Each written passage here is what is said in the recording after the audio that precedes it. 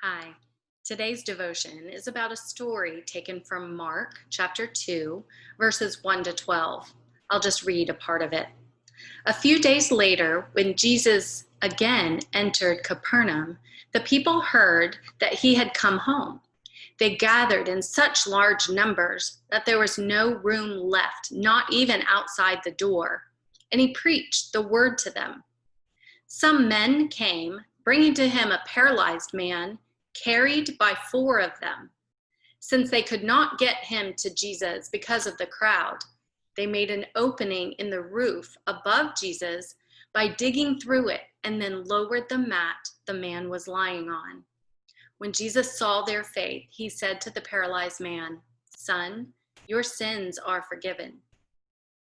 In this story, it took a vision, a plan, and an alternative, organized communication from the small group to get their friend to Jesus.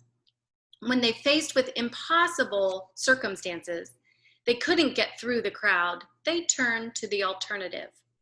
They lowered him to Jesus so Jesus could raise him up.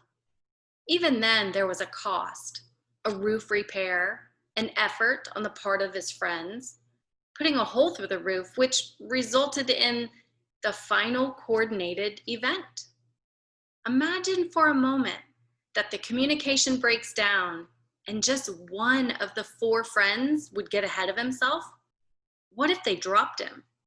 Then the story might change from a friend being lowered and Jesus raising him and heals him to Jesus being knocked over by a body of a fallen friend. Would he still be healed? Communication in small groups is critical to the success of the mission.